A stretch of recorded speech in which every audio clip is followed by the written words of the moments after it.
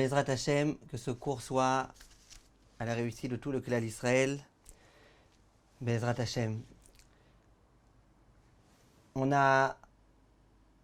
assiste en ce moment à Yerushalayim et autour de Yerushalayim à un incendie très grand qui se propage à une rapidité très importante. Il y a des tas de gens qui ont été déjà libérés de leur maison, qui ont été mis à l'abri ailleurs. Et aujourd'hui, les pompiers ont dit que ça faisait très longtemps qu'il n'y avait pas eu un incendie d'une telle ampleur. Et comme vous le savez, j'imagine, il est écrit dans le Zohar HaKadosh à plusieurs endroits que le feu, ça vient symboliser la marloquette. Que lorsqu'il y a la marloquette, lorsqu'il y a la discorde, lorsqu'il y a la dispute, ça peut entraîner, chas v'shalom, le feu. La marloquette, elle est comparée au feu lorsqu'il est écrit Lo tevaharu esh bechol moshvotechem beyom ha-shabbat. Il ne faut pas qu'il y ait de feu dans vos maisons le jour de Shabbat. Le Zohar de dire, il s'agit du feu de la marloquette. Et Akadosh Baruch Hu, il nous montre. Quelquefois c'est avec l'eau dans certains pays, quelquefois c'est avec le feu, quelquefois c'est les attentats, quelquefois c'est le virus, coronavirus. Hachem, il nous montre que dans tous les domaines de la vie, on n'a strictement aucune maîtrise de quoi que ce soit. C'est Akadosh Baruch Hu qui gère tout. Quand c'est pas ceci, c'est cela, et quand c'est pas cela, c'est ceci. Nous devons remercier Akadosh Baruch Hu très fort, parce qu'aujourd'hui, il y a un terroriste qui s'est déguisé en soldat de l'armée israélienne, qui était entre deux yishuvim, entre Eli et je ne sais plus quel autre yishuv. Il y a des gens du yishuv qui roulaient en voiture, qui ont remarqué qu'il était un peu suspect, cet homme-là. Ils ont appelé immédiatement les forces de police et de l'armée. Et Baruch Hashem, l'armée est venue, ils ont réussi à l'attraper. Il avait des armes, il avait des haches, il avait tout ce qu'il avait. Il est en train de prévoir de faire un attentat. Donc on doit remercier Akadosh Baruch Hu pour tout le bien, pour tous les chassadim. Le cours qui soit Bezrat Hashem Refoua Shelema de Rabbi Hanania David Pinto. Bezrat Hashem, aussi à la Refoua Shelema de mon Rav Moshe Ben Dvorah Sternbuch, qui se sent pas bien en ce moment.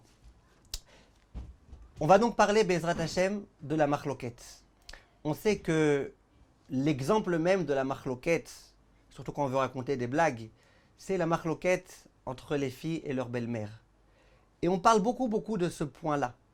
Et il faut savoir que non seulement ça peut détruire des couples quand c'est pas bien géré, mais en dehors de ça, c'est une marloquette. Ça veut dire que ça déplaît énormément à Kadosh Baruch Hu. Lorsqu'on arrive à Rosh Hashanah et à Kippour, les gens ils se demandent pardon. Alors parfois c'est un peu machinal, pardon. Mais parfois ça vient du fond du cœur et c'est ça qui est nécessaire. Demander pardon aux gens dont tu sais très bien que tu leur as rien fait, c'est un peu lâche. C'est trop facile. C'est pas ça le but. Les gens auxquels tu sais que tu as fait, à savoir principalement les gens de la famille, les gens proches, les gens avec lesquels tu t'entends pas très bien, c'est là que le pardon et que la demande de pardon va être nécessaire. Et quand on dit demander pardon, c'est pas simplement demander pardon pour après pouvoir mieux recommencer à les embêter. Aujourd'hui, Bezrat Hashem, on va faire un petit guide, un guide pratique de A à Z, Bezrat Hashem, pour Bezrat Hashem que les personnes qui ont suivi ou qui suivront ce cours puissent avoir vraiment des conseils pratiques et pragmatiques. Comment faire pour avoir de bonnes relations avec leur belle famille? Comment faire pour, dans tous les sens, ça peut être la fille avec sa belle-mère, ça peut être la belle-mère avec sa belle-fille, dans toutes les circonstances. Et Bezrat Hashem, bien évidemment, c'est pas simplement un cours de Shlom Bayit, c'est aussi et avant tout un cours de Torah.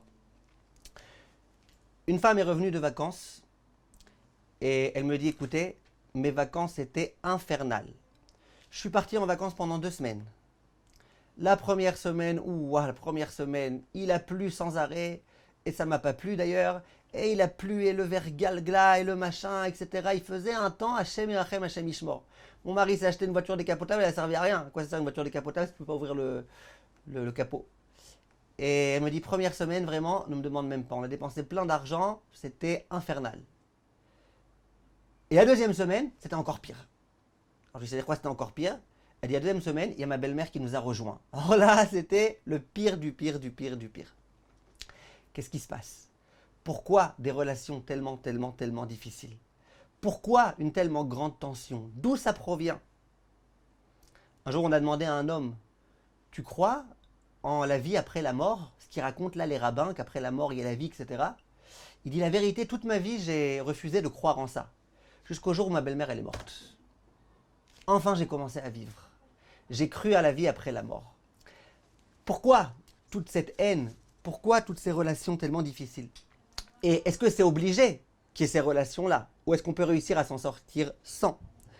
Quel est le rôle de la belle-mère? Quel est le rôle de la bru? Et quel est le rôle aussi du mari dans tout ça? On va voir, Bezrat Hashem, que le mari, là, il va avoir un rôle particulier. J'espère qu'il y a beaucoup d'hommes qui me suivent et qui suivront ce cours. On va commencer par un cas d'école. Maurice revient du travail. Bon, j'ai dit un cas d'école, il revient du travail. Il rentre à la maison, il voit sa femme qui a une tête de tchabab, littéralement. Et avant même de lui dire bonjour, déjà, elle prend sa respiration, elle se met sur le mode mitraillette automatique et elle commence. Ta mère, elle m'a dit, ta mère, elle m'a machin, ta mère, elle m'a machin. Et cette fois-ci, elle a carrément exagéré, ta mère. Elle a carrément dépassé toutes les limites. Bon, lui, c'est que ça fait déjà 100 fois qu'elle lui dit que sa mère, elle a carrément dépassé toutes les limites. Ça fait 2 semaines qu'ils sont mariés. Et bref, lui, il entend tout ce qu'elle a à lui dire, et ta mère, et ta mère, et ta mère, et ta mère, et ta mère, et ta mère. Si t'es mal élevé, il lui aurait dit, et ta sœur. Comme il est bien élevé, il lui dit, je comprends pas. C'est ta belle-mère à toi, c'est la mienne. C'est ta belle-mère, assume. Tu as besoin de me raconter tout ce que ta belle-mère, elle te fait. C'est ton problème, c'est ta belle-mère, c'est ta belle-mère. Si ce Maurice-là, c'est un homme religieux, c'est un homme très religieux, alors il va commencer le moussard, il va dire à sa femme, mais pour qui tu t'es prise? Et comment tu peux parler comme ça de ma mère? Et qui est-ce qui t'a éduqué? Et t'as pas vu ta mère à toi? Etc., etc., etc., etc. Pourquoi je dis que c'est un cas d'école? Parce que c'est le genre de cas qui se produisent très très rarement chez les extraterrestres. Chez les autres, c'est des cas qui peuvent se produire fréquemment. Et l'erreur, à mon avis, de Maurice, c'est une erreur que beaucoup de gens peuvent faire. Que dit la Torah de tout ça? C'est ça qui va, dans un premier temps, nous intéresser. Qu'est-ce que la Torah dit? Est-ce que c'est normal? Est-ce que c'est normal que la femme, elle se dispute avec sa belle-mère? Est-ce que c'est normal de réagir comme ça? Alors on va commencer, Bezrat Hashem, avec nos références. La Gemara, dans Masechet Yevamot, Daf Kuf Yud Zayin, elle dit la chose suivante. Je vous lis en araméen direct. Chamota sania la lakala, de kaamra kaachla le girsani. Je ne vous ferai pas l'injure de vous traduire ça, je sais que vous avez tous compris.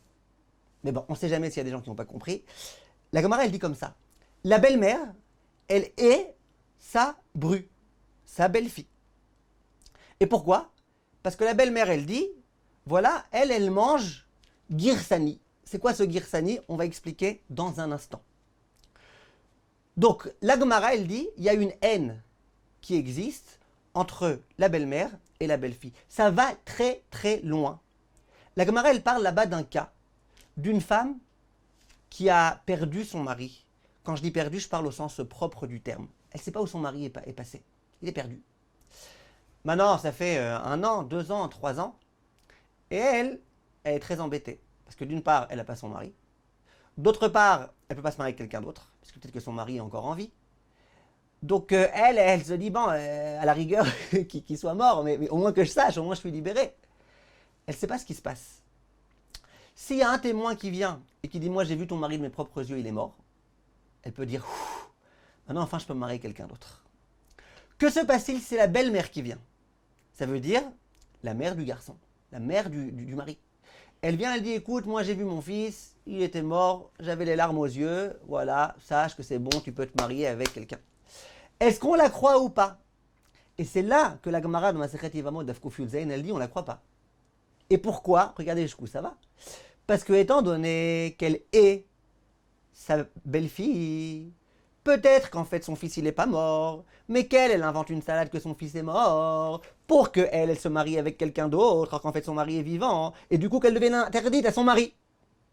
Ah, qui est-ce qui aurait pensé à ça? Elle haït tellement sa bru, qu'elle est capable d'inventer des salades, quitte à dire que son fils est mort. Hemsha, hemsha. Tout ça pourquoi? Pour que finalement, son fils, il soit plus avec sa femme. Ça va très très loin. Maintenant, question. Pourquoi? Pourquoi cette histoire-là? Comment ça se fait? Alors, la Gemara, elle dit, parce que la femme, elle dit, Ka'amra ka'achla le girsani, ça veut dire quoi? Deux explications dans les Mefarshim. Première explication, elle consiste à dire, la femme, elle est un peu embêtée. Pourquoi? Parce qu'on sait que tout l'argent, d'après la Torah, tout l'argent du foyer appartient au mari. Alors la femme, elle dit, attends, moi, mon mari, c'est moi qui me suis fatigué à éduquer les enfants pour qu'ils puissent gagner de l'argent. C'est moi qui lui ai préparé des bons plats pour qu'ils puissent gagner de l'argent. C'est moi qui ai fait plein de choses. Grâce à moi, mon mari, il a fait fortune. Mais quand mon mari va mourir, excusez-moi, on parle de sujet un peu triste aujourd'hui. Quand mon mari va mourir, qui est-ce qui va l'hériter? C'est pas moi. Après la Torah, à moins que le mari ait écrit, mais sinon, c'est pas le mari c'est pas la femme qui hérite, c'est son fils. Donc mon fils, il va éduquer. Bon, mon fils Blénara, Saint Tzadik, elle est... Mais qui est-ce qui va profiter de cet argent? C'est pas que mon fils, c'est sa femme aussi. Ça veut dire que tout l'argent de mon mari, c'est cette femme-là qui va en profiter plus que moi. D'un coup déjà, dans son cœur, dans son esprit, dans ce que vous voulez, elle commence à avoir une certaine haine contre sa belle-fille. Vous voyez comment elle est calculatrice, cette belle-mère-là en question, et après elle se permet de faire des leçons à sa belle-fille. Ça, c'est le premier pshat dans la Gemara. Deuxième pshat, qui vous parlera peut-être un petit peu plus, et qu'on va un petit peu étendre à une explication psychologique plus profonde, ça consiste à dire comme ça. Jusque-là, combien nous étions? Tout l'argent de la maison, toute la nourriture, toutes ces choses-là, on s'est partagé. Mon mari et moi et mon fils. On était trois autour de cette nourriture, autour de l'argent qu'il y avait, autour des vacances, autour de tout ça. Maintenant, il y a une étrangère qui vient, qui s'interfère là dans cette famille, et qui commence aussi, elle aussi, à manger de notre nourriture, etc. Elle vient, elle se sert au frigo. Bon, je veux bien que tu te serves au frigo, mais pourquoi tu as pris le kilo de damchout qu'on avait acheté pour notre anniversaire de 40 ans de mariage? Ah, c'est énervant ça, hein? Et des belles-mères, qu'est-ce qu'elles ont fait? Elles ont mis un cadenas. Un cadenas sur le frigo, sur le congélateur, sur tous les tiroirs, dont tout le monde connaît le code, sauf la bru. Shem Yerachem. Maintenant, donc la femme, elle se dit, moi, c'est difficile pour moi. Difficile pour moi. Jusqu'à présent, j'avais mon mari, j'avais mon fils, j'avais tout ça. Maintenant, on doit partager. Maintenant, sur un plan beaucoup plus psychologique, ça veut dire quoi? Ça veut dire qu'elle a la hantise de devoir voir le fruit de son labeur partir et disparaître. Ça veut dire quoi? Ça veut dire que, pour parler en termes concrets, elle a éduqué son fils. Elle lui a changé les couches. Elle s'est occupée de lui. Son fils, grâce à elle, il a pu grandir. Jusque-là, quand il avait un conseil, il appelait sa maman. Quand il avait un souci, il disait Amma, Imma. Et il implorait sa mère. Il était toujours là pour lui. D'un coup, il se marie, ainsi qu'il est écrit dans le verset. Que quoi? Alken yazov vish et aviv et imo. L'homme, le jour du mariage, il quitte son père et sa mère. Il va se coller à sa femme. Donc quoi? Donc d'un coup, il y a moins de chaleur, il y a moins d'embrassades, il y a moins de coups de téléphone, il y a plus de demandes de service. Et la mère, elle supporte mal ça. Jusque-là, j'étais la mère de cet enfant. Maintenant, ça y est, il n'y a plus de maman, il n'y a plus rien du tout. C'est donc très très difficile pour la mère de voir cette chose-là.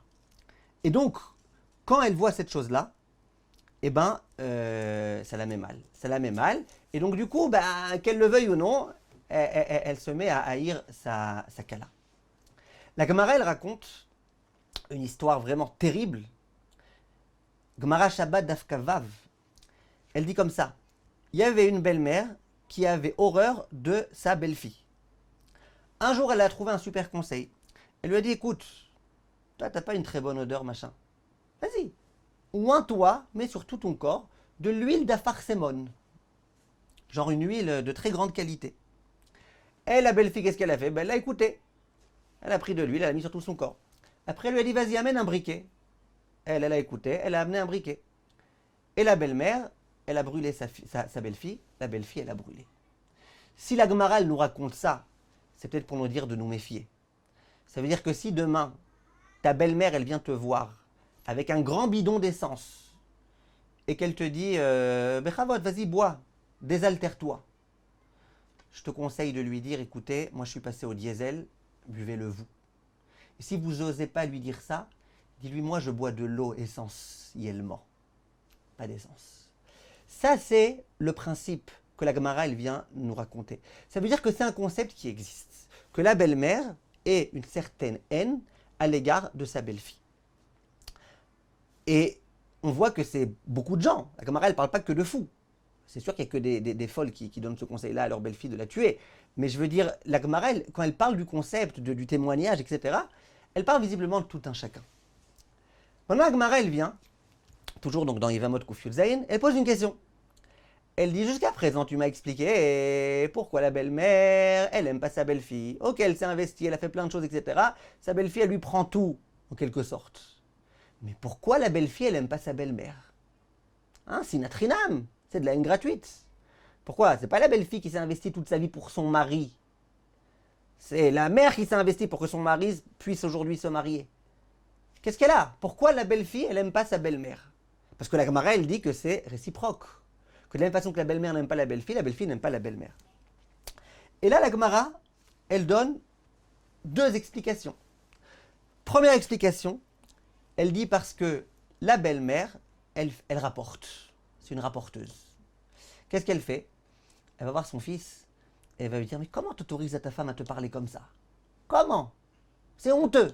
Tu ne devrais pas lui autoriser. Elle vient voir son fils en cachette. Elle lui dit, mais t'as vu les goûts bizarres de ta femme? Le mari dit, ben moi je trouve qu'elle a des bons goûts. Hein. D'ailleurs, elle s'est mariée avec moi, donc c'est qu'elle a des bons goûts. Après, elle vient le voir, cette snioute, hein, ça laisse à désirer. Hein. Tout type de choses comme ça qu'elle essaye de faire pour semer la zizanie. Alors là, qu'est-ce qui se passe? Eh ben, la belle-fille, elle dit, écoute, moi je veux bien que ta belle-mère c'est quelqu'un de bien et compagnie, mais regarde, faut pas exagérer. Regarde ce qu'elle fait. Elle sème la zizanie dans notre couple. C'est la première explication.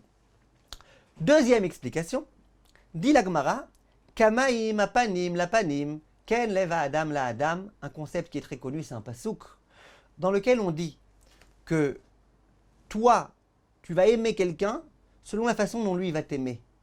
Tu vas réagir à ce que quelqu'un va te dire par rapport à la façon dont lui, il s'adresse à toi. Ça veut dire que si tu te regardes dans un miroir, tu vas te voir. Parce que le miroir, il réfléchit. Pas comme certains.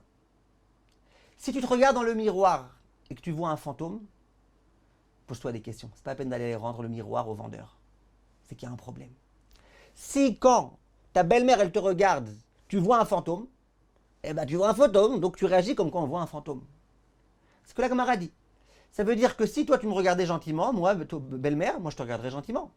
Toi tu me regardes méchamment, alors voilà, ben, tu me hais, moi je te hais. On est deux à se haïr. Ça c'est la Gemara. J'aimerais maintenant faire un petit calcul mathématique pour tous les gens qui ont réussi le CE1 avec brio.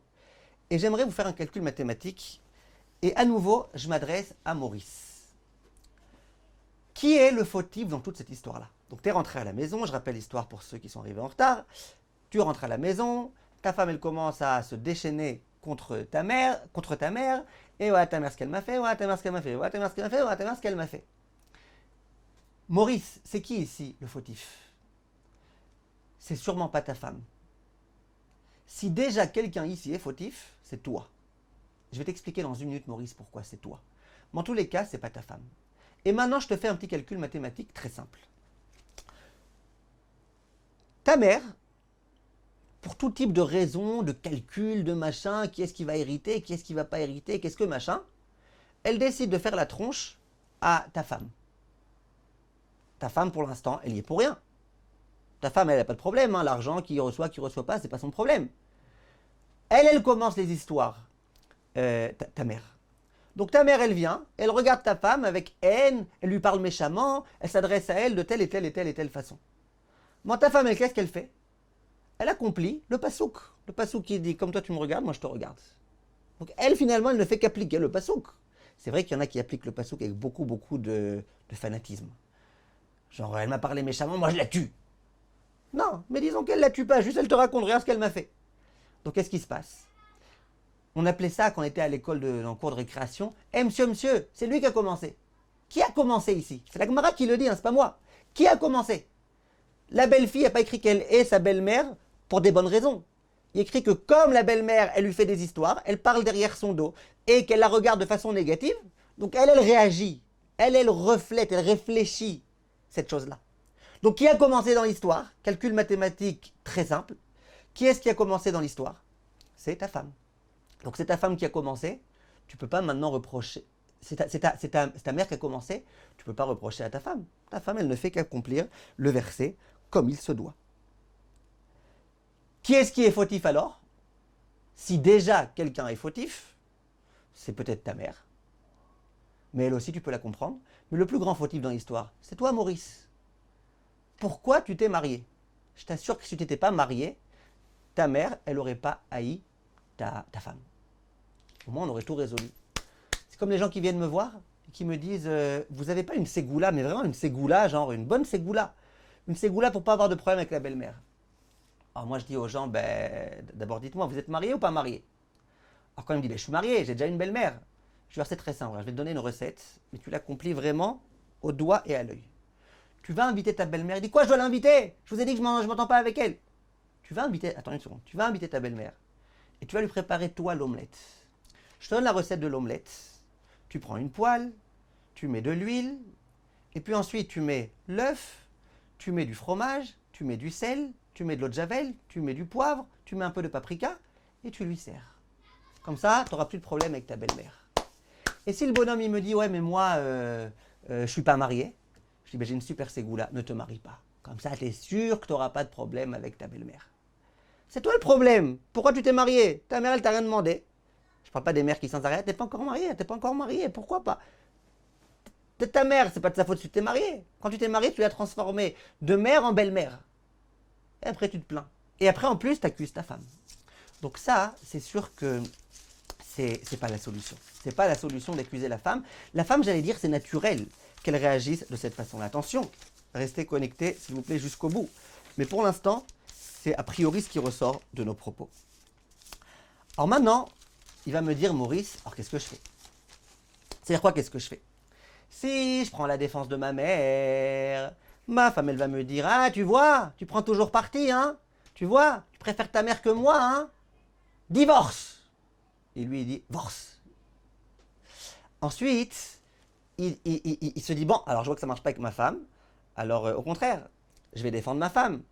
Et il y a sa mère qui va lui dire, mais t'as pas honte, comme ça tu traites ta maman, une maman qui est déjà vieille, qui est-ce qui t'a éduqué à toi? J'ai envie de lui dire, ben, maman, parlons-en. Qui est-ce qui t'a éduqué à toi? Et une maman, on n'en a qu'une, et tu vas voir, tu vas m'enterrer, et machin, et puis finalement, qu'est-ce qui va se passer? Alors, il est très embêté. Qu'est-ce qu'il doit faire? Alors quelquefois, Maurice, comme beaucoup de gens, il fait l'arbitre. Il fait l'arbitre. Allez, 1-0. Vas-y, maman, réponds-lui. Ouais, allez, un partout. Allez, toi, réponds-lui. 2-1, 3-1, 2-2, 3-1, tac, tac. Penalty, coup franc, corner. Non, ça c'est Ashkenaz. Carton rouge, carton noir, carton Z. Qui t'a demandé d'être arbitre? Tu es en train de t'occuper maintenant. Tu as face à toi ta mère, tu as face à toi ta femme, tu as face à toi les gens les plus précieux du monde. Pour qui tu t'es pris Rismo pour commencer à juger les gens? Qui t'a demandé d'être arbitre? Alors, la grande question, qu'est-ce qu'on fait? Alors là, je vais vous donner déjà un très grand secret. Un très grand secret qui va vous aider, Bezrat Hashem, qui va nous aider dans notre vie de tous les jours. Dans nos relations vis-à-vis de tout un chacun, pas que des belles-mères, de tout un chacun, y compris dans nos relations vis-à-vis de nous-mêmes. Un grand yesod, Bezrat Hashem, et vous allez voir que si vous appliquez ce yesod, vos relations avec vos belles-mères, elles vont aller qu'en s'améliorant, vous serez en bon terme avec elles. Quelqu'un m'a dit, mais comment vous pouvez savoir? Il n'y a pas d'instrument pour mesurer si on est en bon terme avec quelqu'un ou pas. Je lui ai dit si, le thermomètre. Il vérifie combien tu es en bon terme avec les gens. C'est vrai, quand tu vois que tu commences à bouillir, à peine tu entends le nom de ta belle-mère, tu bouilles, c'est qu'il y a un problème. Manque de bol, les Faradim, ils appellent leur fille avec le même nom que le nom de la belle-mère de leur vivant. Donc si tu n'aimes pas entendre le nom Juliette, eh ben, ta fille, elle s'appelle Rachel, Léa, Sarah, Juliette. C'est comme ça. Alors c'est quoi ce grand conseil? En hébreu, ce conseil, on l'appelle la chemla. La chemla, ça veut dire la pitié. Pour être le plus précis possible, à mon avis, on peut traduire ça avec le terme compassion. C'est quoi la compassion? La compassion, ça signifie qu'il faut réussir à avoir de l'empathie vis-à-vis de l'autre. Il faut réussir à te mettre à la place de l'autre. Il faut réussir à essayer de comprendre qu'est-ce que l'autre ressent. Et ça, c'est un conseil qui est tellement urgent. On a dit récemment, il est écrit « Al tadun et adam, ad shetagia limkomo » Tu ne dois pas juger quelqu'un tant que tu n'es pas arrivé à sa place. Ça veut dire que toi, tu te dis, je vais juger, allez, qui a raison ici? C'est ma mère? C'est ma femme? Qui a raison? Tu ne peux pas juger. Tant que tu n'es pas ta mère, tant que tu n'es pas ta femme, tu ne peux pas juger. Par contre, ce que tu peux faire, c'est te mettre à la place de l'autre. Essayer de comprendre et de ressentir ce que l'autre dit. Et puis voilà. Parce que toi, monsieur Maurice, qu'est-ce que tu dis le vendredi soir à ta femme?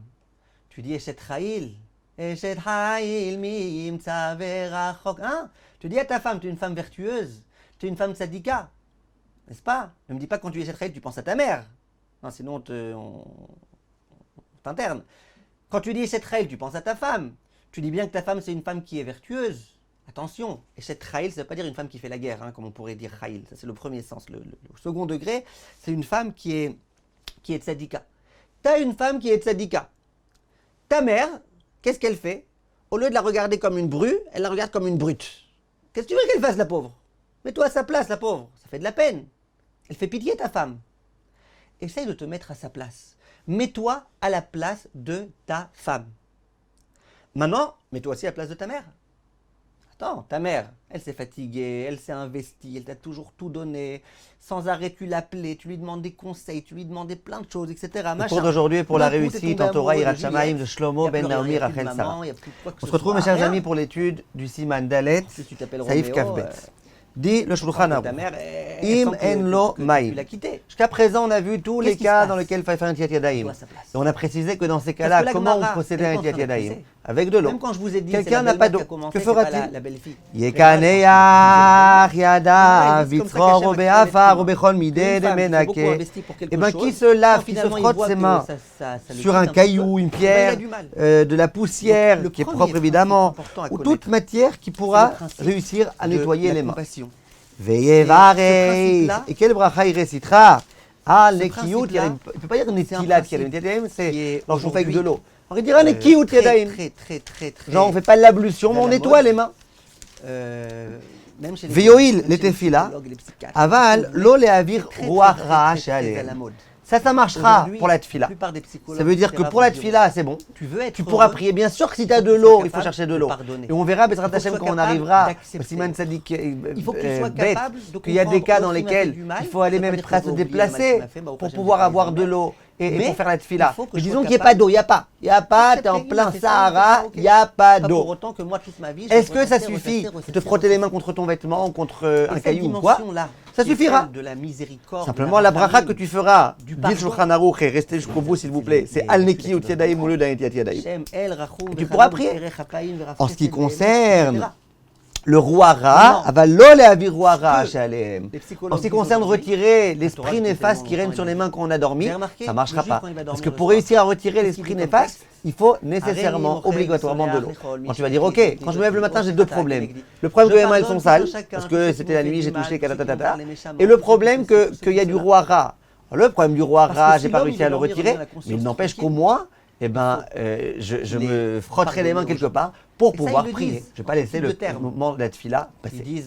Ça, c'était un point important. Maintenant, le Mishnah Moura, il rapporte qu'il y a des poskim qui ne sont pas d'accord avec ça et qui disent que dans un tel cas, on ne doit pas faire al-netilat yadayim, mais que dans un tel cas, on doit faire malgré tout al-netilat yadayim, comme on fait en général.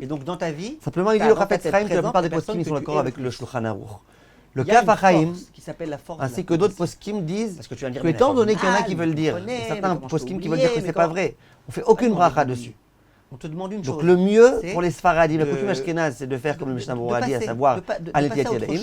La coutume Sfarad, telle que le Kaf HaChaim l'enseigne, que le Rav David Yosef écrit dans son livre, c'est de dire qu'on ne fait pas de bracha du tout dans ce genre de cas pour éviter les problèmes de bracha les matins. Ça c'était le premier point important qu'il fallait comprendre. Maintenant, quand on dit qu'il faut bien se frotter les mains contre un caillou ou quoi, bien le Chafetz Chaim, et il dit attention, c'est pas simplement tu prends ta main, puis la frottes comme ça, et puis voilà. Il faut la frotter bien de tous les côtés entre les phalanges, parce que ça vient un petit peu à la place de l'eau. De la même façon que l'eau, elle pénètre à peu près partout, de la même façon là aussi, il faut que ça pénètre partout. Tu veux que ça puisse bien te rendre ta main propre pour pouvoir prier. On se retrouve demain, Bezrat Hashem, pour le dernier Saïf. Et vous allez voir qu'il y a beaucoup de choses à comprendre et à retenir de ce Saïf-là qui vont nous pousser un autre quotidien. À tous mes chers amis, et à bientôt. Pourquoi machin, pourquoi truc. Bon, j'aurais pas dû vous dire que c'était un ami à moi parce que vous allez commencer à vous poser des questions sur mes fréquentations. Le pauvre, sa vie, c'est pas une vie. Quand il vient, il n'a pas de pain, il commence à être en colère. Maintenant, tout Shabbat, il devait, au lieu de manger son pain, il devait ruminer ce que les gens ont osé lui faire. C'est sûr que c'est un cas un peu exagéré qui s'est produit. Je l'ai vu de mes propres yeux, je l'ai entendu de mes propres oreilles. Mais bon, c'est un cas un peu exagéré. Mais vous comprenez que lui, sa vie, c'est pas une vie. Bon, je vous prends un autre exemple. Lui aussi, c'est un ami à moi. Un jour, il roule en voiture et il brûle un feu rouge. D'un coup, poum, il y a la policière qui l'arrête. Alors, elle lui dit, dites-moi monsieur, vous n'avez pas vu le feu rouge? Alors lui, il lui dit, le feu rouge, je l'ai vu, c'est vous que j'avais pas vu. Elle dit, ah, moi tu m'as pas vu, allez, contravention. 500 shekels, je sais pas combien ça coûte, je ne me rappelle plus. 500 shekels. Alors lui, il lui dit, bah oui, d'accord, 500 shekels, en tout cas, c'est pas très cher aujourd'hui, 500 shekels, d'accord. Bon, vous savez quoi, pour votre sourire, je vais vous donner 700. Je vous remercie, madame, vous m'avez donné une bonne leçon. Il ne faut pas simplement regarder s'il y a un feu ou pas, il faut aussi regarder s'il n'y a pas une policière. Je plaisante pas. Je connais des gens qui vivent de cette façon-là. Il comprend. J'ai brûlé un feu rouge, c'est le risque que je prenais. Ben, j'ai pris le risque. Je me suis fait attraper, je paye. Hachem, il a voulu que je sois puni d'avoir brûlé le feu rouge. Il y a des gens qui vivent comme ça. À la rigueur, il a de la compassion à son égard. Il dit, ouais, la pauvre malheureuse, elle est obligée de sans arrêt toute la journée de donner des PV. PV, PV, PV. Contravention, la pauvre. Elle fait bien son travail. Ça, c'est ce qui s'appelle la compassion. Maintenant, ça va nous conduire tout de suite à Rosh Hashanah et à Kippour. Pour une raison très simple. Le jour de Rosh Hashanah, le jour de Kippour, tout le mois de Elul, qu'est-ce qu'on fait? On vient demander pardon à Kadosh Baruch Hu. On demande pardon aussi aux gens, aux proches, aux gens qui sont plus lointains. On demande pardon. Ça veut dire quoi demander pardon? Demander pardon, ça veut dire que je suis conscient que Kadosh Baruch Hu, il a la possibilité de pardonner. Si je suis conscient que Kadosh Baruch Hu a la possibilité de me pardonner, avec toutes les lourdeurs que je lui ai fait, parce que je vous promets que votre belle-mère, même la pire, elle n'a pas fait des choses arrogantes 1/1000 de ce que nous, on peut faire au bon Dieu. Franchement, entre nous, entre nous, on n'est qu'entre nous. Et pourtant, on vient, on dit Hachem, s'il te plaît, pardonne-nous. Et Hachem, il nous pardonne. Cette force-là, qui est la force du pardon, et tout le temps, on dit, Kadosh Baruch Hu, El Rachum Vechanun, Chuz vachamol verachem alenu. Fais preuve de compassion à notre égard. Comprends-nous, Akadosh Baruch Hu. Ça veut dire quoi? Chuz vachamol verachem. Comprends-nous. On dit à Akadosh Baruch Hu, écoute, regarde dans quel monde on est dans un monde de fous. Regarde les appareils qu'on a entre nos mains. Regarde un petit peu l'impureté qu'il y a dans ce monde. On est dans un monde difficile. Hachem, comprends-nous. Fais preuve de compassion à notre égard. Alors, si on veut qu'Hachem fasse preuve de compassion à notre égard, il faut que nous puissions faire preuve de compassion. Comment on fait pour faire preuve de compassion? Là, j'aimerais vous donner 3 conseils. Il y en aurait beaucoup, mais je vais vous donner les 3 conseils principaux. Et vous allez voir, attention, parce que là, je ne m'adresse pas que aux belles-filles. Je m'adresse aussi aux belles-mères, je m'adresse aussi aux parents vis-à-vis de leurs enfants, aux enfants vis-à-vis de leurs parents. Donc attention, écoutez bien ce conseil-là. Premier conseil, il consiste à dire, souviens-toi du mal que toi, tu as pu faire aux autres. Parce que quand il y a des gens qui nous font du mal, tout de suite on explose. Comment il a osé? Pourquoi il a fait ça? C'est pas possible, c'est pas un comportement droit. Mais quand tu réfléchis bien, ça t'est jamais arrivé, toi, d'avoir ce même comportement vis-à-vis de quelqu'un d'autre? Ça t'est déjà arrivé. Si je me rappelle de ces événements-là dans lesquels moi aussi, quand j'étais nerveux, je me suis mal comporté. Moi aussi, quand j'étais fâché, j'ai pu dire des mots pas jolis. Moi aussi, quand j'étais pas bien, j'ai pu faire telle et telle chose. Donc quand tu te rappelles de ça, tu te rappelles que finalement, ça veut dire que tu es un homme, tu es un être humain. L'homme, il faute. L'homme, ça lui arrive de fauter en tous les cas. Et donc d'un coup, qu'est-ce qu'il y a? Toi aussi, tu es prêt à pardonner l'autre. Donc si tu te dis, comment elle a pu parler comme ça de moi? Toi, ça t'est jamais arrivé de parler comme ça d'elle ou de quelqu'un d'autre? Quand tu te rappelles du fait que toi aussi tu es un être humain, que toi aussi tu fais des erreurs, que toi aussi tu as des sauts d'humeur, eh ben, tu peux plus facilement réussir à pardonner l'autre. Deuxième conseil, c'est juger les kav zechut. Juger les kav zechut, on en a parlé récemment. Hein, Madame Attal, juger les kav zechut, ça veut dire juger l'autre favorablement. Mais là, je pense à quelque chose de très précis. On ne va pas refaire le cours de l'autre fois. Là, j'aimerais m'arrêter sur un point. Quand quelqu'un fait quelque chose, qu'est-ce qui fait que moi, ça m'énerve? Et que je m'énerve, et que je me fâche, et que je bâtis tout type d'édifices, etc. C'est mon interprétation de la chose. C'est rare qu'il y ait des situations qui parlent d'elles-mêmes. Généralement, mon interprétation de la chose fait quelque chose. Je vous donne un exemple. Un exemple, à mon avis, très très fort. Un jour, il y a un élève qui me téléphone. Il me dit, écoutez, Gwadarav, je suis très très embêté. Ce soir, c'est le mikvé de ma femme. Donc moi, j'avais prévu une bonne soirée, sympathique, machin, etc. Ma femme, je ne sais pas, elle est fâchée contre moi. Pourtant, j'ai rien fait. Au contraire, j'ai essayé de faire la vaisselle, j'ai essayé d'organiser les lits, j'ai fait des choses et tout. Ma femme, elle est vénère contre moi, mais vraiment, rien à faire. Moi, je lui fais des sourires, elle me rend la tronche. Je ne sais pas quoi faire. Alors, qu'est-ce que je fais? Et il me dit, moi, je la connais, ma femme, ça va mal se finir cette soirée. Alors, je lui ai dit, mais dis-moi, peut-être tu as quelque chose à te reprocher? Il me dit, je sais pas, moi j'aimerais bien savoir, mais je sais pas. Mais la vérité, je pense pas. Ce que je sais, c'est qu'elle est fâchée. Je lui ai dit, t'es sûr qu'elle est fâchée? Elle te l'a dit? Elle me dit, non, bah alors là, 100%, hein, je la connais bien, ça fait déjà plusieurs années qu'on est mariés, je la connais bien. Alors je lui ai dit, bah, je vais te donner un conseil. Baruch Hashem, Mina Shamaim, j'ai eu un conseil. Je lui ai dit, regarde, toi d'abord, t'es pas sûr qu'elle est fâchée. T'as juste un sentiment qu'elle est fâchée. Tu sais bien que les sentiments, c'est pas des réalités absolues 100%. Moi, à mon avis, tu vas la voir. Tu lui dis, écoute ma chérie, t'es fâchée avec moi? Je sais pas, j'ai l'impression que t'es fâchée. T'es fâchée avec moi? Et après tu vois.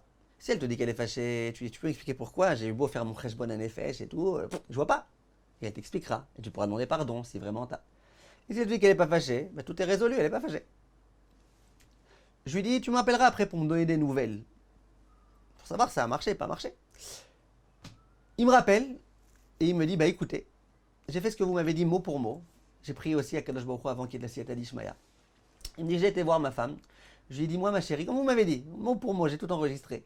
Dis-moi ma chérie, t'es fâchée contre moi? Et là, elle me dit, mais non mon chéri, pourquoi je crois que je suis fâchée? Qu'est-ce qu'il y a? Qu'est-ce que tu m'as fait? Non? Alors à ce moment-là, il me dit, moi je lui ai dit, je sais pas, ça avait l'air.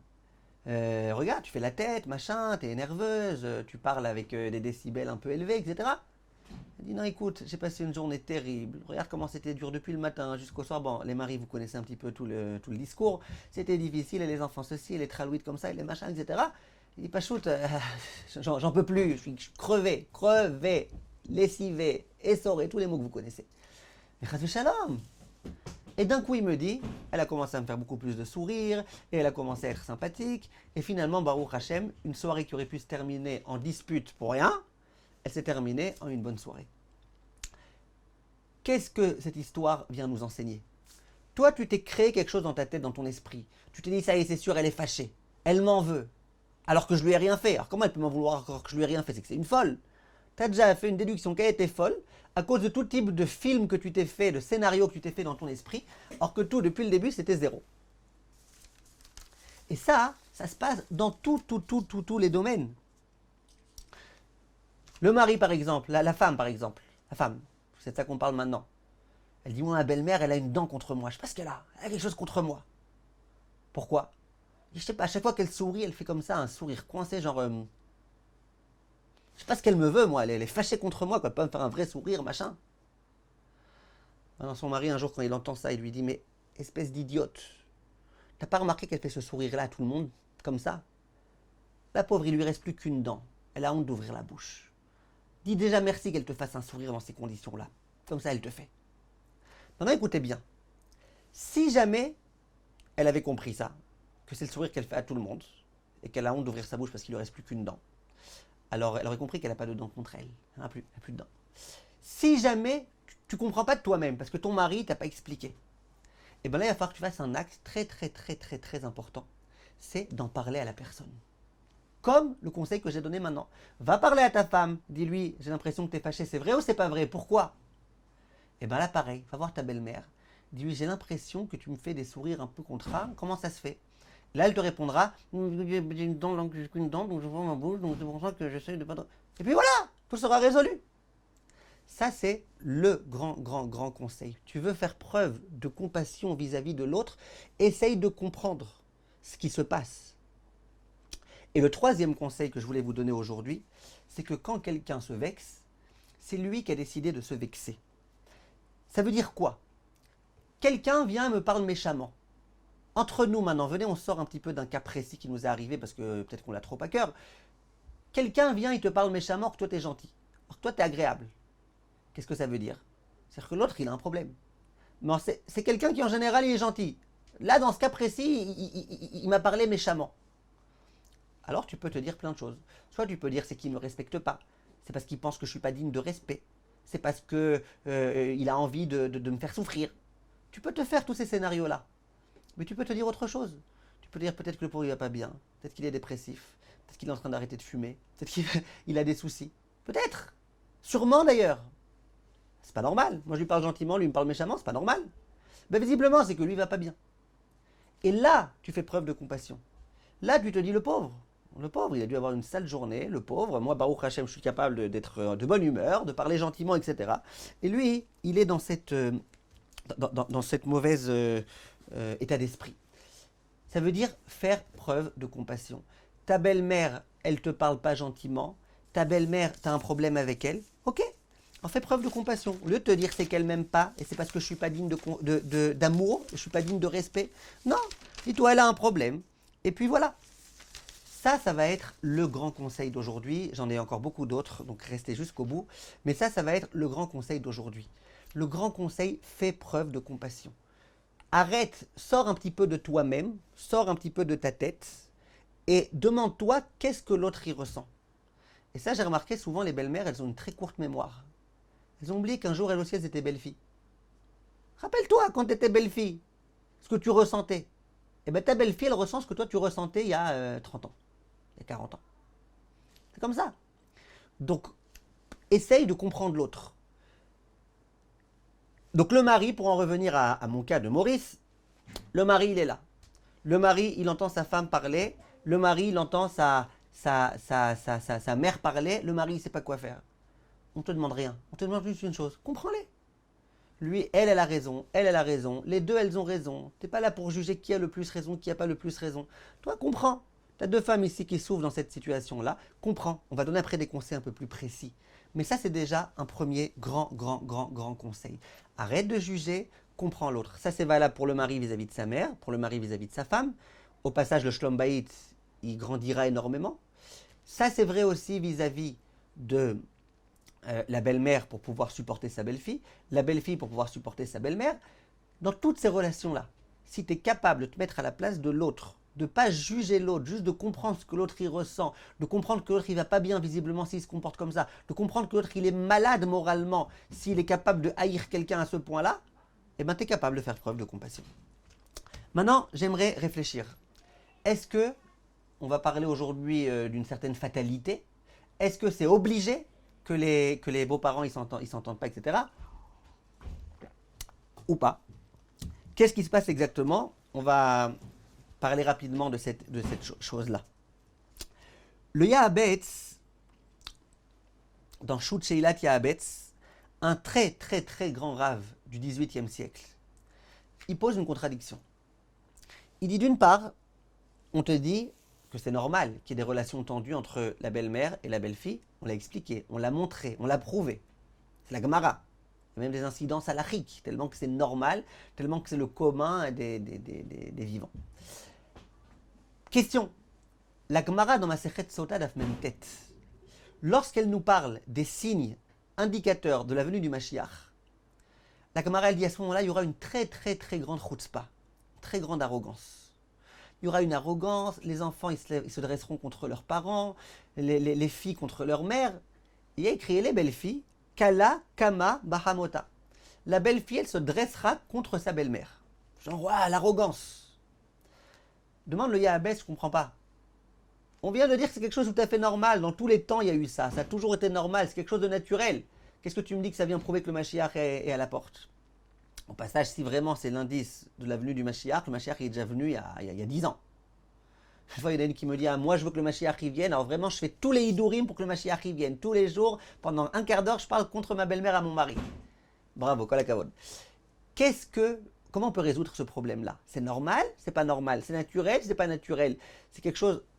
Vient le Yahabetz et il dit quelque chose de très intéressant. Il dit, tout d'abord, il y a une très très grande différence entre la conjoncture dans laquelle la belle-fille habite chez sa belle-mère et entre le cas où elles n'habitent pas ensemble. Juste de temps en temps, elles se rencontrent. Quand ils sont toujours ensemble et sans arrêt ensemble, et l'autre vas-y va te servir au frigo, et va faire les courses, et va parler gentiment avec ta belle-mère, et va te disputer avec elle, et va ceci, et va cela, elle m'a parlé derrière le dos, et pourquoi quand je suis pas là, elle se permet de... Ah, là, c'est quasiment obligatoire qu'il y ait des problèmes. Par contre, quand ils n'habitent pas ensemble, de temps en temps, bonjour, ça va, ouais, tout va bien, merci, d'accord, Shana Tova, Pessar Kacher Vesameach. Là, il n'y a pas de raison qu'il y ait des marloquettes. Et au contraire, là, il dit le Yahabetz, le plus logique, écoutez bien ce que je vous dis maintenant, le plus logique, c'est qu'il y ait la paix entre eux. C'est même qu'il y ait de l'amour entre eux. Donc, tout ce qu'on dit, il dit le Yahabetz, un très très très grand possèque de Halacha, un très très grand penseur. Il dit tout ce que tu dis que c'est habituel qu'il y ait des disputes, c'est quand ils habitent dans la même maison, quand ils sont vraiment proches l'un de l'autre. Mais quand ce n'est pas le cas, il dit moi je pense qu'au contraire, il y a plus de raisons pour que ça aille bien. Et après, il dit, et même à l'époque où les gens habitaient souvent les filles avec leur belle-mère, il dit même là, c'était pas obligé. C'était très fréquent qu'il y ait des disputes, c'était quelque chose de très fréquent, c'était pas obligé. Il pouvait y avoir des cas dans lesquels il n'y avait pas de problème. Si vous voulez un exemple, Ruth et Naomi. Vous la connaissez, Ruth? Ruthie pour les intimes? Ruthie, c'était une abrutie? Non, c'était pas une abrutie. Et pourtant, elle s'est très bien entendue avec sa belle-mère. Ça veut dire que c'est pas obligé qu'on ne s'entende pas. Pourquoi c'est important pour moi de vous dire ces propos-là? Pour deux raisons vraiment, vraiment importantes. La première, c'est les clichés. Il y a des clichés, et je crois que beaucoup de choses dans notre vie, elle est influencée par les clichés qu'on a. Même si on n'habite pas au métro cliché, ça ne change rien. C'est quoi les clichés que les gens ont? Les gens, on leur a rentré depuis leur plus tendre enfance, y compris dans les zooms du Rav Cohen Arazi, que toi, la belle-fille, tu ne vas pas t'entendre avec ta belle-mère. Que le mariage, c'est pas la mère à boire, c'est la belle-mère à avaler. T'as rentré ça, t'as rentré ça, t'as rentré ça, t'as rentré ça. Donc tu te maries, tu dis, il faut bien qu'il y ait un problème. Il faut bien qu'il y ait un problème. Une fois, il y a une fille qui m'appelle, elle me demande conseil pour un chidour. Je lui dis, d'accord, venez. Elle me dit, ouais, j'ai un grand problème. Je lui dis, c'est quoi le problème? Elle me dit, j'ai un garçon, il est en or, il a des super qualités, il est génial, super intelligent. Et moi aussi, je suis intelligent, donc ça va bien. Et voilà, je ne sais pas quoi faire. Je lui dis, pour l'instant, j'ai pas entendu de problème. Quoi, vous êtes ironique ou... Elle dit, non, je ne suis pas ironique du tout. Il est très sérieux, très bien, machin, etc. Je lui dis, c'est quoi le problème? Pourquoi vous êtes venu me voir? Vous voulez ma bracha? Je vous la donne. Michel Bellard. C'est quoi le problème? Elle me dit, je sais pas, tout est trop beau. Tout est trop beau. C'est trop beau pour être vrai. C'est trop beau. Tout est trop beau. Trop beau pour être vrai. Donc, c'est un grand problème qu'elle a. Les gens, souvent, ils ont des clichés. Ça doit pas aller. Quand tu penses que ça doit pas aller, tu cherches à chaque fois où est-ce que ça va pas aller. Donc déjà, sachez que c'est vrai que c'est naturel que la belle-fille, elle soit pas en bon terme avec la belle-mère et la belle-mère avec la belle-fille. Mais déjà, le Yahabetz s'est dit que ça c'était, ou que c'est à l'époque où on habite vraiment ensemble. Donc aujourd'hui, chassez ces clichés de votre tête. T'es pas obligé de mal t'entendre avec ta belle-mère. Si tu t'entends bien avec ta belle-mère, c'est pas qu'il y a un problème, c'est pas que tu vas pas bien, c'est pas que tu dois aller chez le psychiatre. Ni toi, ni ta belle-mère, ni les deux ensemble. Pas la peine d'aller. Si tout va bien, c'est normal, c'est naturel, ça peut exister, ça a toujours existé. Ruth et Naomi en sont le meilleur exemple. Quand on enlèvera ces clichés de notre tête, déjà on aura résolu un certain nombre de problèmes. Deuxième point que je voulais vous dire, c'est que il vaut mieux ne pas habiter trop près l'un de l'autre. Tu vois bien, c'est quand on habite trop près qu'il y a des disputes. Alors autant laisser une certaine distance. C'est pas obligé d'habiter ensemble. Au passage, il est écrit dans la camarade dans la Sechet Brachot, celui qui rêve d'une marmite, pas forcément avec Dadafina, une marmite, il peut espérer qu'il aura la paix. Alors, les commentateurs, ils se demandent, ça veut dire quoi? Quel rapport entre la marmite et la paix? Il y a un grand rave qui s'appelle le Maharam Banet. Rien à voir avec le premier ministre israélien. J'ai pas dit le Maharam Panet, j'ai dit Banet. Il pose une question, il dit quel rapport? Pourquoi? Parce que tu as rêvé d'une casserole, ça veut dire que tout ira bien, que tu auras la paix.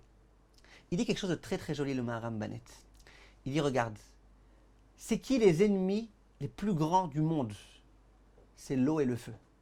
L'eau, elle ne supporte pas le feu, elle l'éteint. Bezrat Hashem Bekarov, que l'eau, elle éteigne les incendies qu'il y a dans les Har Yerushalayim.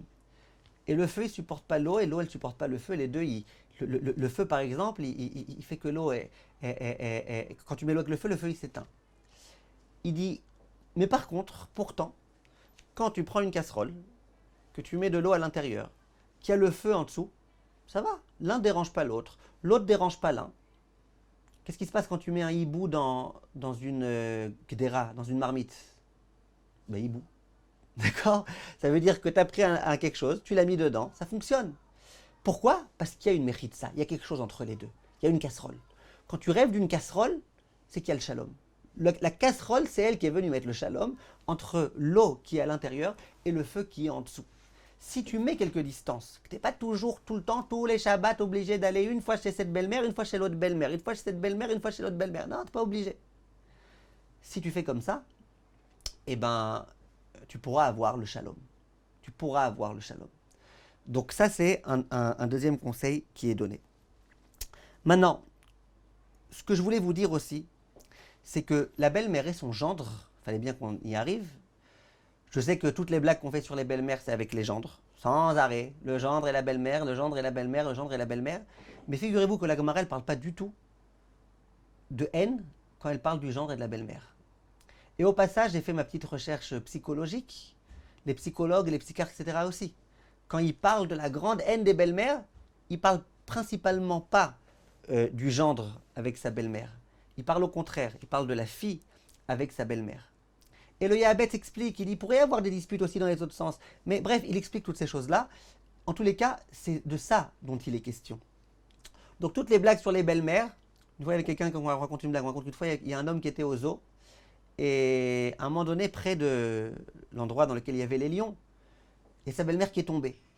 Alors le garde qui était là-bas, il dit « Monsieur, votre belle-mère elle est tombée, là où il y a les lions, monsieur, votre belle-mère » On lui regarde le monsieur, il dit « monsieur, les lions, c'est les vôtres, ok? Or c'est à vous d'aller les protéger, vos lions. » D'accord? C'est une blague sur la belle-mère d'un homme, mais c'est pas vrai. Et plus que ça. La Gemara, elle dit, et la halacha, dans l'Ilchot Yichud, que l'ibo gasba. L'ibo gasba, ça veut dire qu'au contraire, parfois il y a une certaine familiarité entre le mari, ça veut dire l'homme, et sa belle-mère. À tel point vrai qu'il y a certaines halachot yichud où on est plus mahmir. On dit ça, mais t'es une femme normale, t'aurais pu te trouver en isolement avec elle. Mais ta belle-mère, attention. La Gemara dans Psachim, elle dit attention. Toi, monsieur, fais attention que ta femme ne fasse pas des bêtises avec son gendre. C'est une Gemara aussi. Ça veut dire qu'au contraire, il y a souvent une relation d'amour, d'affection, de familiarité qui peut y avoir entre la belle-mère et son gendre. Une autre Gemara aussi dit cette chose-là, que la mère, la belle-mère, elle veut trouver grâce aux yeux de son gendre. Donc, on ne va pas trop s'étendre sur ça. J'aimerais maintenant donner des conseils pratiques et pragmatiques très rapidement, parce que ça y est, il est 10 heures. Ne vous inquiétez pas, Débo, le cours a été enregistré, Baruch Hashem. Il sera sur le site, il sera sur YouTube, il sera partout, Bezrat Hashem. Mais vous êtes arrivés au bon moment, maintenant les conseils pratiques. Je m'adresse aux maris. Aux maris qui veulent donc pouvoir défendre leur femme et qui veulent que leur femme, elle ne se passe pas son temps à se disputer avec sa mère. Et je lui ai dit, premièrement, ce que j'ai dit depuis le début du cours, comprends-la. Fais preuve de compassion vis-à-vis de ta femme, fais preuve de compassion vis-à-vis de ta mère. Deuxièmement, ne laisse en aucune façon ta mère parler méchamment de ta femme. Et surtout pas devant ta femme. Ça veut dire que si Shabbat, tu as été chez ta mère, tu as amené ta femme de force avec toi, et que pendant le repas de Shabbat, elle passe ta mère son temps à dire comment elle est mal habillée ta femme, regarde comment elle n'est pas intelligente, même chanter elle ne sait pas. Quand elle chante, il y a le ciel qui pleure. Même mieux ça. Si toi, tu laisses parler, alors là, tu as détruit ton couple, tu as détruit ta femme, et je te promets que ta femme ne voudra plus jamais revenir chez la belle famille et elle aura raison. Là, en tant que posek halakha, je vous dis, là, tu as le devoir d'intervenir tout de suite, toi le mari, et de dire à ta maman, ouais, les questions à la fin, Bezrat Hashem, si ça ne vous dérange pas, et de dire, c'est bientôt fini, et de dire à ta maman, maman, s'il te plaît, tu ne parles pas comme ça à ma femme. C'est ma femme. Davka, moi je trouve qu'elle est très bien habillée, même si tu ne crois pas un mot. Davka, elle sait très bien faire à manger, elle a une très belle voix. Maman, tu ne parles pas comme ça à ma femme. Tu dis à ton père pareil, papa, tout le respect que j'ai pour toi. Non, ma femme, s'il te plaît, tu ne lui parles pas comme ça. Quand ta femme, elle va voir que tu prends sa défense, d'abord ça va solidifier le couple de façon gigantesque. En dehors de ça, ta femme, elle sait qu'elle ne prend pas trop de risques à venir chez ses beaux-parents parce qu'elle a son mari qui est avec elle. Mais imaginez qu'elle vienne, qu'elle sent qu'elle a les parents, son mari. Quand la mère, elle dit, elle est mal habillée ta femme, ouais, mais justement, ça fait heureusement que tu es là pour le dire. Ça fait des mois que je lui dis, elle ne veut pas m'écouter. Ta femme, elle n'est pas... Mettez-vous à la place de la femme. Troisièmement, montre à ta femme combien elle est importante à tes yeux. Ça veut dire que l'autre fois, il a voulu montrer à sa femme combien elle faisait bien à manger. Il y a vérité, ta nourriture, ton tchunt, il se rapproche de celui de ma mère. Pas pareil, mais presque aussi bon. Qu'il croyait bien faire. Parle pas du tchunt de ta mère. Ta mère, dis-lui qu'elle a un super bon tchunt. Quand tu parles à ta femme, dis-lui qu'elle a une très bonne nourriture, etc. Quatrième conseil, montre à ta mère combien elle est chère à tes yeux. Parce que ta mère, pourquoi elle jalouse ta femme? Parce qu'elle a l'impression que tu la quittes. C'est vrai, t'es plus là, t'es plus jamais là, tu l'appelles même plus, tu l'appelles une fois par an, juste la veille de Rosh Hashanah pour lui dire Shana Tova et pour te recevoir ses sermonades. Alors la mère, elle a l'impression que tu lui files entre les mains. Mais si par contre tu l'appelles souvent, tu vas la voir, tu lui demandes des conseils de temps en temps, tu restes en lien avec elle, il y a beaucoup moins de raisons qu'elle devienne jalouse de ta femme. Maintenant, je m'adresse aux femmes. Aux femmes, je ne parle pas de la belle-mère, je parle de la femme. Donc là, il y avait Maurice, maintenant la femme de Rismo. J'aimerais te dire une chose, la femme de Maurice, quelque chose de très important. Essaye de parler le moins possible de ta belle-mère aux yeux de ton mari. Parce que c'est vrai que ton mari, si tu parles de ta belle-mère, il pourra comprendre ta souffrance, ta difficulté, l'oppression qui est la tienne, mais ça ne fait jamais plaisir à un mari. Un mari qui malgré tout honore sa mère, la Torah en plus elle lui demande d'honorer sa mère, sans arrêt ta mère ceci, ta mère cela, ta mère ceci, après en plus on te demande, vas-y honore ta mère. Comment tu veux? Ta femme sans arrêt elle te fait un bourrage de crâne. Alors essayez s'il vous plaît de parler le moins possible de vos beaux-parents, de votre père, de son père, de sa mère.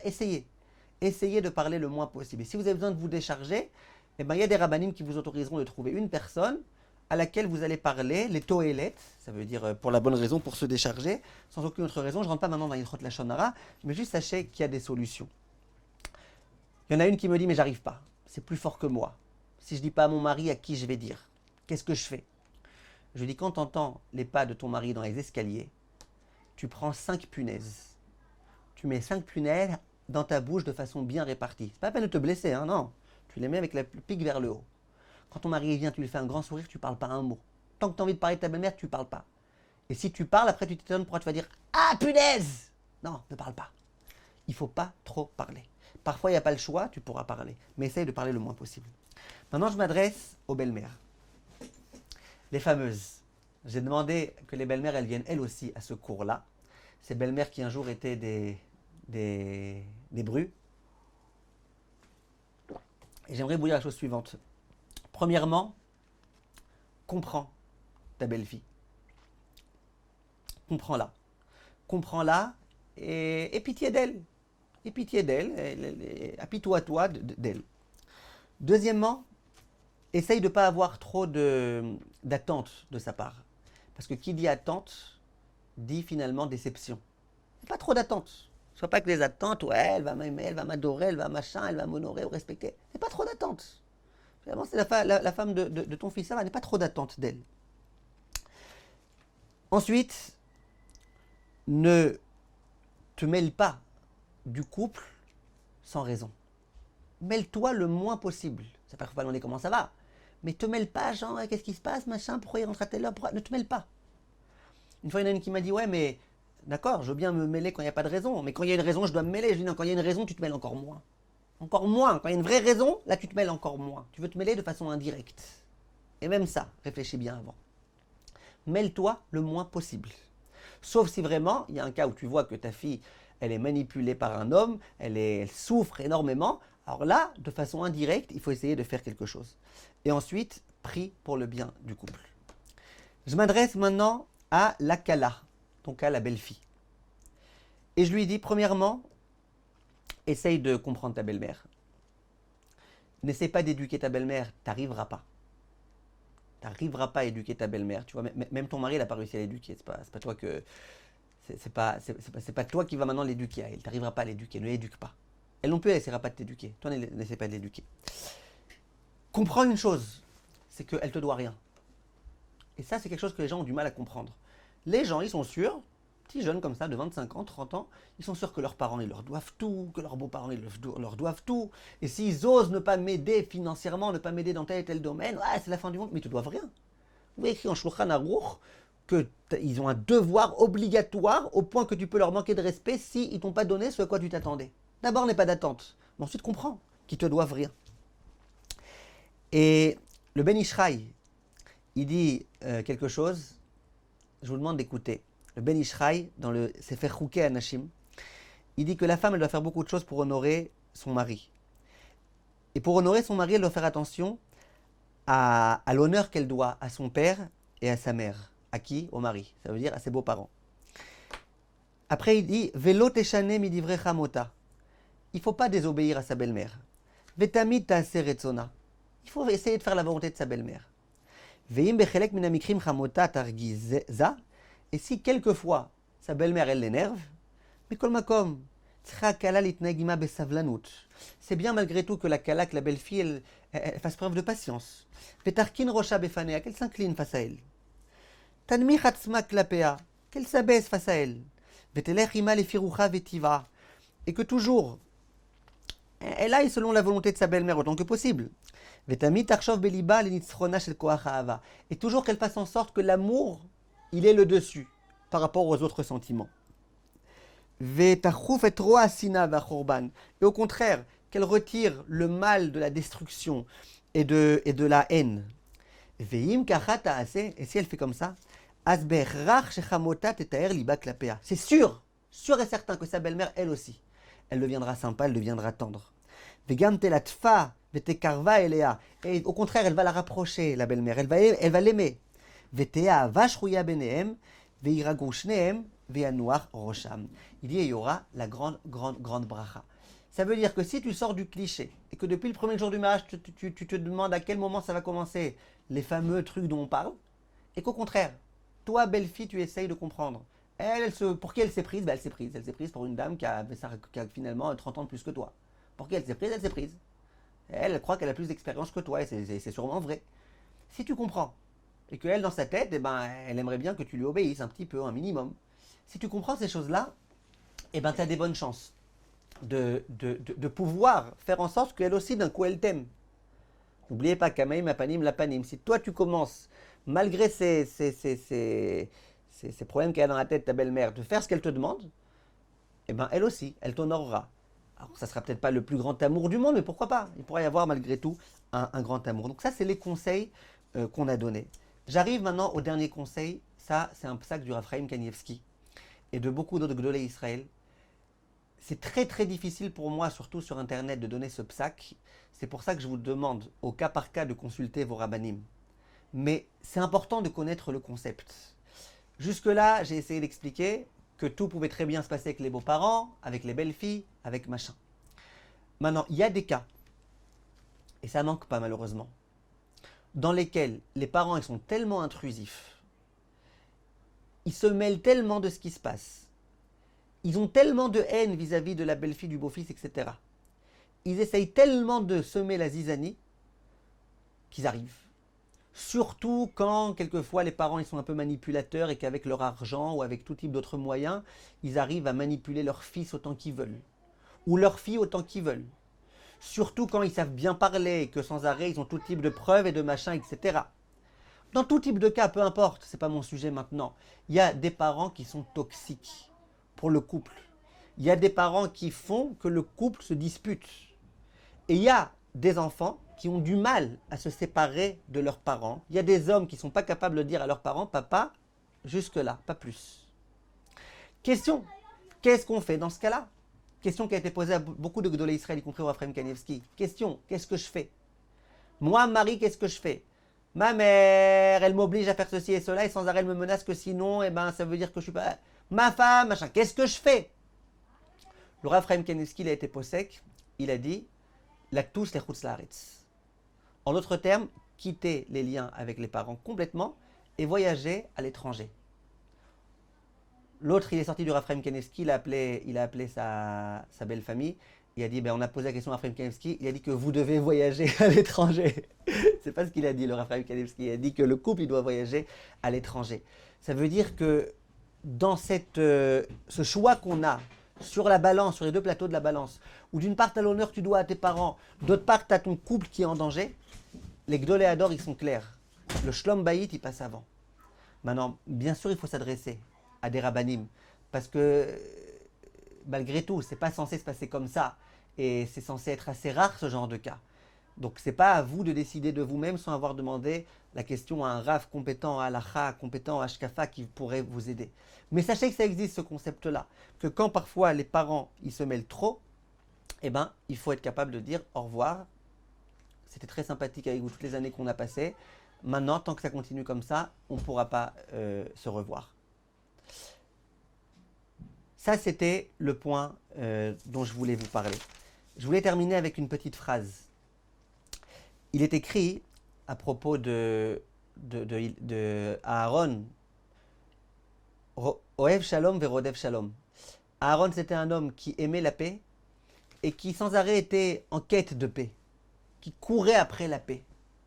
Alors, Khamim, il demande, mais c'est quoi la différence? Tu aimes la paix, tu cours après la paix, bon, ça va. C'est quoi la différence? Alors, l'une des explications qui a été donnée, c'est de dire, tu aimes la paix, ça veut dire, tu fais en sorte de ne pas en arriver à une situation de dispute, parce que toi, tu aimes la paix. Par contre, Rodef et Shalom, c'est-à-dire que même quand tu es déjà dans une situation de guerre, tu as déjà ta belle-mère qui te fait la tête d'une sorcière, et ben malgré tout, qu'est-ce que tu fais? Toi, tu es sans arrêt en train de dire, je veux la paix, je veux la paix, je veux la paix. Il y a un autre rave qui explique ça de façon un petit peu différente. Il dit quelquefois tu veux faire la paix avec quelqu'un et lui il veut pas. Ça existe. Parfois tu as des gens, ils disent moi je veux bien être remonté avec ma belle-mère, c'est elle sans arrêt qui me fait la tête, machin, elle me fait des manies et compagnie. Ohev Shalom, tu peux dire j'aime la paix, mais j'aime pas à tous les prix. Rodev Shalom, c'est tu vas courir après elle. Allez viens on fait la paix, allez viens, tu vas lui préparer un petit gâteau, un petit mot gentil, un petit quelque chose. Et c'est ça qui nous est demandé. Essayons de ne pas sans arrêt nous abriter derrière des principes de ok on a le droit de ne pas s'entendre avec sa belle-mère parce que. Et au contraire, de vouloir la paix. Là, on arrive à des jours de Rosh Hashanah et de Kippour, durant lesquels la paix est tellement importante. Le feu est en train de brûler dans les montagnes de Yerushalayim. Pourquoi? Peut-être, entre autres, à cause de la haine qu'il y a et de la haine gratuite. Même si elle n'est pas complètement gratuite, cette haine, parce que comme on l'a expliqué, elle a une source, mais tout ce qui pourrait être inutile, tout ce qui pourrait être évité, c'est la chose la meilleure à faire. Voilà, je vous remercie de votre attention. Et quelqu'un voulait poser des questions.